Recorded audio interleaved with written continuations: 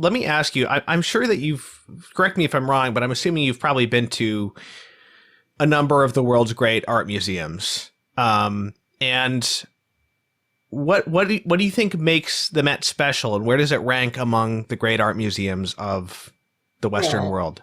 okay. Number one, I'm clearly biased. I mean, I grew up in the metro area. Right. And so I have an affinity to the Met. And I do deeply appreciate, as much as they annoy me at times with some of the ways they describe the art, Yeah, totally.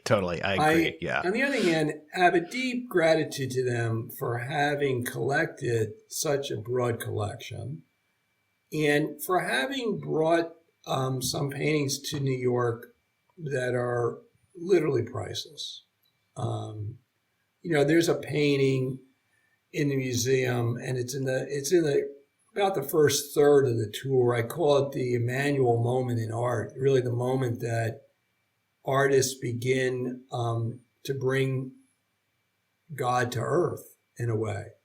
Literally painting him in the nativity scenes, but more importantly, painting him as a man human as opposed to simply an abstract figure in the distance. It's sort of a fulcrum point of the Middle Ages and the Renaissance. The painting the Met has that really shows that is a painting by Duccio in 1300 called the Madonna and Child. In some ways, it looks like other iconic Madonna and Child images we would have seen at that point in the tour. But then I point out to people some things that are very unusual. Like for one, there's a balustrade at the bottom of the painting. So up until that point, the icons didn't need a balustrade because they're an image in heaven.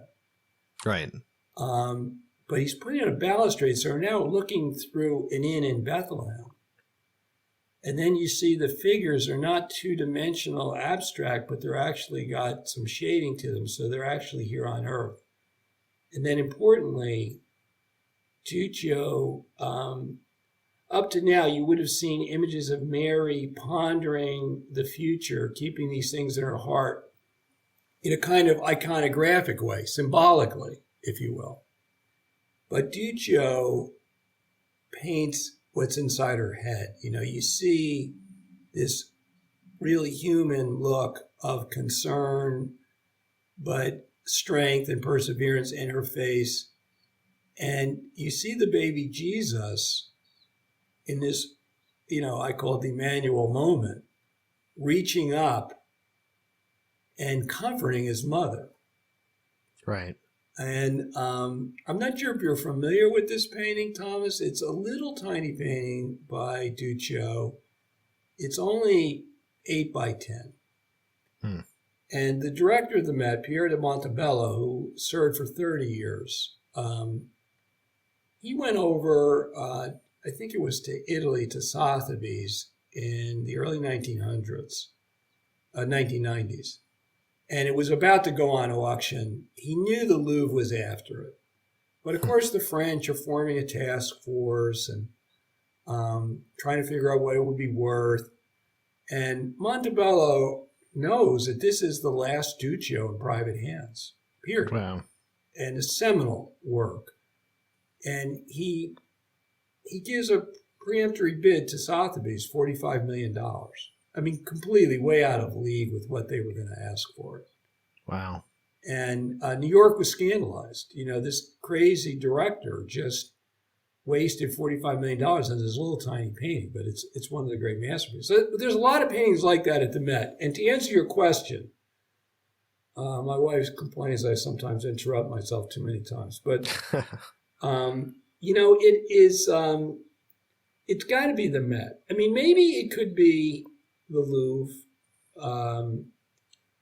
But what's interesting about the Met to me is it was developed much more quickly than these other museums and less by accident.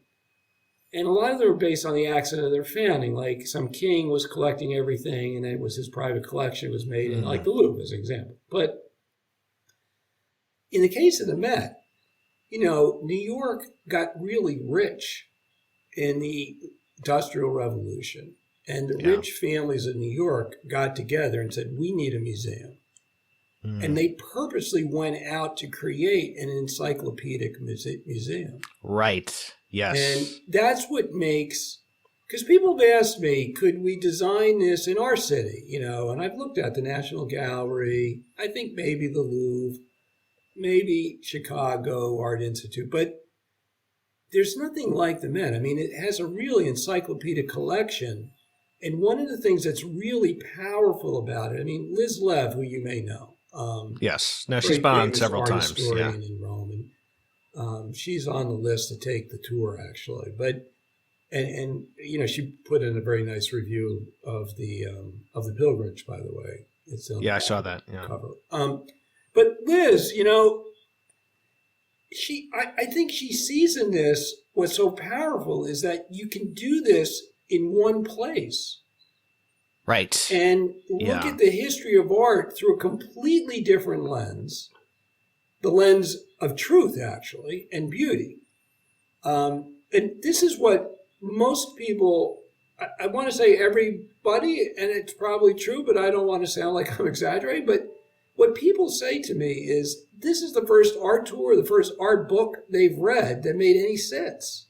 And you can go through the entire history of art and you see things coming together and motifs recurring.